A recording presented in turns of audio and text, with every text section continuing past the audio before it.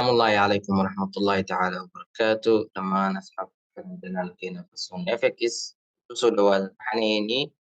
barashada suuqa sarifka lacagaha qalaad ama forex-ka qaybtiisii basic-ga cashirkiisii toddobaad waan ugu fali doono maanta cashir aad iyo aad muhiim u ah ana mid lafdhabarada cashirada basic-ga qofka inuu fahmo aad iyo aad ay muhiim u tahay cashirkeenii toddobaad maanta waxaa ugu hadli doonaa forex orders-ka ama noocyada kala duwan ee trade markii la qaadanayo loo qaato waxaa wada ognahay orders markaa sameynaysa ama trade inaad qaadanaysa marka horta waxaa u baahantay inaad soo degsatay application la yiraahdo MT4 ama MT5 MT4 kaas ama MT5 kaas marka waxaa ku xiranay brokerkaaga and then brokerkaaga markaa ku xiratay waxaa access u lahaanay inaad trade aad gashi aad xiratay ama aad furatay taas ayaa markaas access u lahaanay soo marka si aad u fahantay MT4 qaab noocyadiisa kala duwan ee qaabka trade-ka loo galo ama looga baxo waxaa u baahantahay marka inaad cashirkan aad iyo aad u dhageysatay si maxaa la dhahaa beri markaad trader noqotay aadan ugu wareerin MT4-ka runaantii MT4-kana wuxuu ka mid yahay waxyaalaha aad iyo aad basic u ah muhiimna u ah qofka horta inuu fahmo intuusan bilaabin shaqada inuu suuqan ka shaqaysto waxaa aad muhiim horta inuu fahmo MT4-ka haddii ay tahay marka saaxiib ugu horeyso waxaan kaa codsanaynaa inaad subscribe like share and comment kuna soo dhawaatay teamkeena ama familkeena Fasoon FX haddii aad tahay saaxiibada hore noola joogin waxaan kaa codsanaynaa inaad noo sii share garaysid si asxaab badan aan u gaarno aad iyo aad waa mahadsantihiin haddana waxaan guda galaynaa cashirkeenii cashirkeenan order iyo stop entry order saddexdan qaabood ama saddexdan category ayaa orderka ama suuqa trade-ka loo furtaa ama loo xirtaa mid walba oo dul istaagi doonaa tusaalaheeda iyo wixii laga wado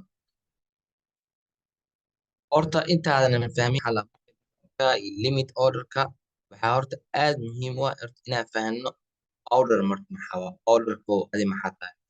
orderka waxaa waa isaga waa proposal ama wax inaad soo jeedisay inaad furatay ama inaad transactions ka xirtay sidoo kale waa isdiyaarisay suuqa imaatay waa falanqeysay trade fiican aragtay inaad gashay amaho soo marka orderkaa samaynaysa wuxuu noqonaa inaad trade place open inaad furatay oo aad ka furatay brokerka adoo isticmaalaysa trade-kii meeshii la rabay aa ku dhaqaaqay lacag fiican aa ku dhaqaaqay and then marka waxaa rabtaa marka inaad ka tagtay ama inaa exit aa ku samaysay aa ka baxday markaasaa marka waxaa la order marka orderka sidiisaba laba category ama laba qanaad waa lagu dhaqdaa in la dhaho market order in la dhaho in la dhaho pending order so marka labadaa marka waxay kala duwan yihiin market orderka isaga waxaa waaye suuqaas isla xilligaas aad trade-kaas fure ama isla xilligaas aad iska xiray adoo isticmaalaysay brokerkaaga halka pending orderkan uu yahay trade aad dhiganaysay ama isbaara aad u dhiganaysay aad sugaysay sababta inaad isbaaro u dhigatay ama aad sugtay maxaa keenaya laba shay kow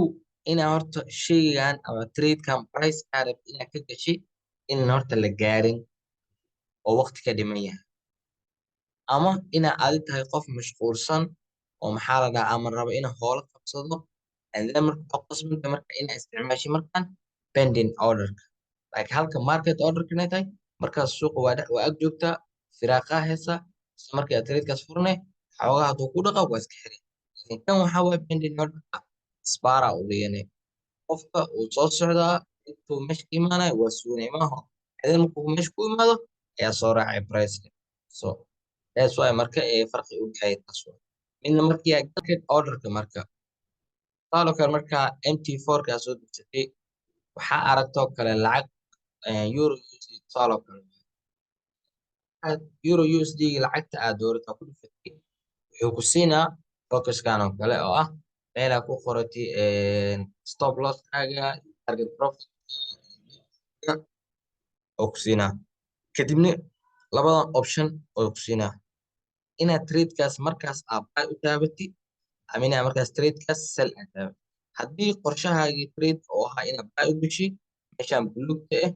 ayaa kala tusinay automatically trade-kaas oo orderkaas uu ku furmaa haddii aad u qorsheysay marka SL-kaaga iyo TB-gaaga iyo lodkaaga iyo waxay dhan aad soo fahantay taas waxaa ku dhufanay selka ku dhufanaya oo ah meesha guduudan. Market order-ka isaga kaas waay.